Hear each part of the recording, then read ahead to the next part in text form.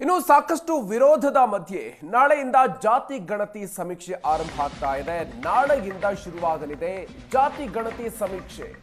ರಾಜ್ಯಾದ್ಯಂತ 1,75,000 ಶಿಕ್ಷಕರು ಸಮೀಕ್ಷೆಯಲ್ಲಿ ಭಾಗಿಯಾಗಲಿದ್ದಾರೆ, ಸಮೀಕ್ಷೆಯನ್ನು ನಡೆಸಲಿದ್ದಾರೆ.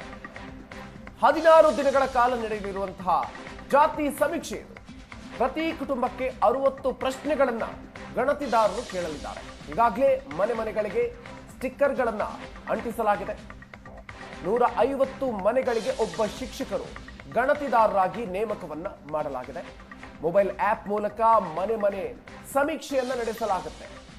ಅಕ್ಟೋಬರ್ ಅಂತ್ಯದ ಒಳಗೆ ಸರ್ಕಾರಕ್ಕೆ ಸಮೀಕ್ಷೆಯ ವರದಿಯನ್ನು ಸಲ್ಲಿಕೆ ಮಾಡಬೇಕಿದೆ. ಒಂದು ಕಡೆಯಲ್ಲಿ ಸಾಕಷ್ಟು ಪರ ವಿರೋಧಗಳು ವ್ಯಕ್ತ ಆಗ್ತಾ ಇದೆ.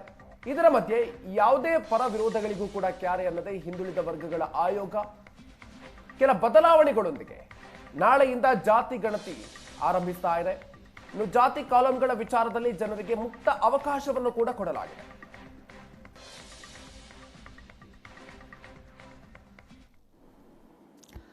ನಾಳೆಯಿಂದ ಮಹತ್ವಾಕಾಂಕ್ಷೆಯ 10 ಹಲವು ನಿರೀಕ್ಷೆಯೊಂದಿಗೆ ರಾಜ್ಯದಲ್ಲಿ ಸಾಮಾಜಿಕ ಮತ್ತು ಶೈಕ್ಷಣಿಕವಾಗಿರತಕ್ಕಂಥ ಸಮೀಕ್ಷೆ ಆರಂಭಗೊಳ್ತಾ ಇದೆ. ರಾಜ್ಯ ಹಿಂದುಳಿದ ವರ್ಗಗಳ ಆಯೋಗ ಈ ಒಂದು ಮಹತ್ವದ ಸಮೀಕ್ಷೆಯನ್ನು ಕೈಗೊಳ್ತಾ ಇದ್ದು, ಇದು ಹೇಗೆ ನಡೆಯುತ್ತೆ, ಒಬ್ಬ ಸಾಮಾನ್ಯ ಪ್ರಜೆ ಹೇಗೆ ಈ ಒಂದು ಸಮೀಕ್ಷೆಯಲ್ಲಿ ಭಾಗಿಯಾಗಬೇಕು ಮತ್ತು ಸರ್ಕಾರ ಇದಕ್ಕೆ ಮಾಡಿಕೊಂಡಿರೋ ತಯಾರಿಗಳೇನು, ಆಯೋಗ ಈ ಹಂತದಲ್ಲಿ ಮಾಡಿಕೊಂಡಿರತಕ್ಕಂಥ ತಯಾರಿಗಳು ಯಾವ ಹಂತಕ್ಕೆ ಬಂದಿದೆ, ಜನ ಹೇಗೆ ಸಹಕಾರ ಮಾಡಬೇಕು ಮತ್ತು ಆಯೋಗ ಮತ್ತು ಜನರ ನಡುವೆ ಈ ಒಂದು ಸಮೀಕ್ಷೆ ಯಾವ ರೀತಿ ನಡೆಯುತ್ತೆ, ಇದು ಸಹಜವಾಗಿರ್ತಕ್ಕಂಥ ಕುತೂಹಲ ಕಾರಣವಾಗಿರುವಂಥ ಹಿನ್ನೆಲೆಯಲ್ಲಿ ನಮ್ಮ ಜೊತೆ ಆಯೋಗದ ಅಧ್ಯಕ್ಷರಾಗಿರ್ತಕ್ಕಂಥ ಮಧುಸೂದನ್ ನಾಯಕ್ ಅವರಿದ್ದಾರೆ. ಸರ್, ಭಾಳ ಮುಖ್ಯವಾಗಿ ಈ ಒಂದು ಸಮೀಕ್ಷೆ ಹೇಗೆ ನಡೆಯುತ್ತೆ, ಯಾವ ಆಶಯದೊಂದಿಗೆ ಈ ಸಮೀಕ್ಷೆ ನಾಳೆಯಿಂದ ಅಧಿಕೃತವಾಗಿ ಚಾಲನೆ ಆಗುತ್ತೆ ಸರ್? ನಮ್ಮ ಸಮೀಕ್ಷೆ 22ರಿಂದ ಶುರುವಾಗ್ತದೆ. ಅದಕ್ಕೆ ಅವಶ್ಯಕವಿರೋ ಎಲ್ಲ ಪೂರ್ವ ಸಿದ್ಧತೆಗಳನ್ನು ಮಾಡಿದ್ದೀವಿ. ಹೌಸ್ ಲಿಸ್ಟಿಂಗ್ ಆಗಿ 2 ಕೋಟಿಗಿಂತ ಹೆಚ್ಚು ಮನೆಗಳನ್ನು ನಾವು ಗುರುತಿಸಿದ್ದೀವಿ. ಲೊಕೇಶನ್ನು, ಹೋಗೋ ಮಾರ್ಗ ಎಲ್ಲ ನಮ್ಮ ಸಿಸ್ಟಮ್ನಲ್ಲಿ ಅವೈಲೇಬಲ್ ಇದೆ. ಅದೇ ಪ್ರಕಾರ ನಮ್ಮ ಸರ್ವೇಯರು ಮನೆಗೆ ಹೋಗ್ತಾರೆ.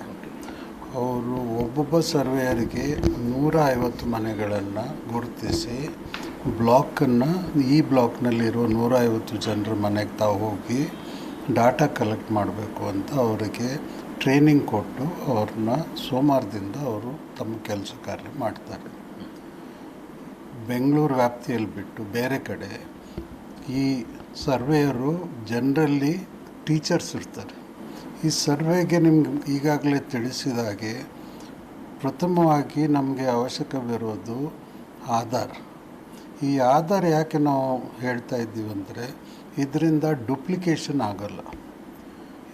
ಬೇರೆ ಕಡೆಯಿಂದ ತಂದು ಸೇರಿಸಿ ಸರ್ವೇಯಲ್ಲಿ ಸೇರಿಸಿ ಅದನ್ನು ನಮ್ಮ ಡಾಟಾ ಏನು ಜನ್ರೇಟ್ ಆಗ್ತದೆ ಅದನ್ನು ಡಿಸ್ಟರ್ಬ್ ಮಾಡಲಿಕ್ಕೆ ಅಥವಾ ನಂಬರ್ ಹೆಚ್ಚು ಮಾಡಲಿಕ್ಕೆ, ಕಡಿಮೆ ಮಾಡಲಿಕ್ಕೆ ಅವಕಾಶ ಕೊಡಬಾರ್ದಂತ ಹೇಳಿ ನಾವು ಈ ಸಾರಿ ಆಧಾರವನ್ನು ಕಂಪಲ್ಸರಿ ಮಾಡಿದ್ದೀವಿ. ಈ ಆಧಾರದಿಂದ ನಮಗೆ ಸರಿಯಾದ ಮಾಹಿತಿ ಸಿಗ್ತದೆ. ಈಗ 2 ಕೋಟಿಗೂ ಹೆಚ್ಚು ಮನೆಯನ್ನು ನಾವು ಗುರುತಿಸ್ಕೊಂಡು ಅದಕ್ಕೆ ಒಂದು ಚೀಟಿಯನ್ನು ಅಂಟಿಸಿದ್ದೀವಿ. ಅದಕ್ಕೆ ಒಂದು ಯುನಿಕ್ ಕೋಡ್ ನಂಬರ್ ಇದೆ. ಅದನ್ನು ಹುಡುಕೊಂಡು ನಮ್ಮ ಸರ್ವೇಯರು ಮನೆಗೆ ಹೋಗ್ತಾರೆ. ಮನೆಗೆ ಹೋದವಾಗ ಅವರು ಪ್ರಥಮವಾಗಿ ಕೇಳೋದು, ನಿಮ್ಮ ಹತ್ರ ಪಡಿತರ ಚೀಟಿ ಇದೆ ಅಂತ. ಅದು ಯಾಕಂದರೆ ನಮ್ಮ ರೇಷನ್ ಕಾರ್ಡ್ನ ನಂಬರ್ ಜೊತೆಗೆ ನಮ್ಮ ಸರ್ಕಾರದ ಡಾಟಾದಲ್ಲಿ ಒಂದು ಕುಟುಂಬದಲ್ಲಿ ಎಷ್ಟು ಜನ ಇದ್ದಾರೆ, ಅವರ ಆಧಾರ್ ಕಾರ್ಡ್ ನಂಬರ್ ಎಷ್ಟು, ಅವ್ರದ್ದು ವಯಸ್ಸೆಷ್ಟು ಎಲ್ಲ ರೆಕಾರ್ಡ್ ಆಗಿರೋದ್ರಿಂದ ಅದು ಆಟೋಮೆಟಿಕ್ಕಾಗಿ ನಮ್ಮ ಸಿಸ್ಟಮ್ನಲ್ಲಿ ಕಾಪಿಯಾಗಿ ಜನ್ರೇಟ್ ಆಗ್ತದೆ.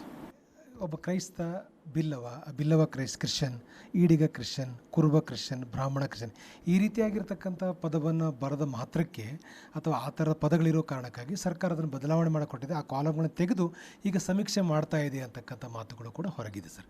ನಿಜವಾಗ್ಲೂ ಕಾಲಮ್ಗಳನ್ನು ವಿಡ್ರಾ ಮಾಡ್ತಾ ಇದ್ದೀರಾ ಸರ್? ನಮ್ಮ ಸಿಸ್ಟಮ್ನಲ್ಲಿ ಅದು ಪ್ರಾಂಪ್ಟ್ ಆಗೋದಿಲ್ಲ, ಆ ಹೆಸರಿನಲ್ಲಿ ಪ್ರಾಂಪ್ಟ್ ಆಗೋದಿಲ್ಲ. ನಾವು ಅದನ್ನು ತೆಗೆದಾಕಿಲ್ಲ, ಅದು ಇದೆ. ಅದು ಅವರು ಹೇಳಿದರೆ ಅದನ್ನೇ ಪ್ರೆಸ್ ಮಾಡ್ತಾರೆ, ಅದೇ ಬರ್ತದೆ. ನಾವು ಯಾವುದನ್ನು ಈಗ ಇರೋದನ್ನು ತೆಗೆದಾಕಿಲ್ಲ. ಬಟ್ ನಮ್ಮಿಂದ ಅದು ಪ್ರಾಂಪ್ಟ್ ಆಗೋದಿಲ್ಲ. ಅಷ್ಟೇ ವ್ಯವಸ್ಥೆಯನ್ನು ನಾವೀಗ ಸರಿಪಡಿಸ್ಕೊಂಡಿದ್ದೀವಿ. ಇದು it's A ಇಲೆಕ್ಟ್ರಾನಿಕಲಿ generated system. Cameraman Mahesh ಜೊತೆ ಆನಂದ್ ವಿ ಬೈದ್ರಮನೆ, ಏಷ್ಯಾನೆಟ್ ಸುವರ್ಣ ನ್ಯೂಸ್, ಬೆಂಗಳೂರು.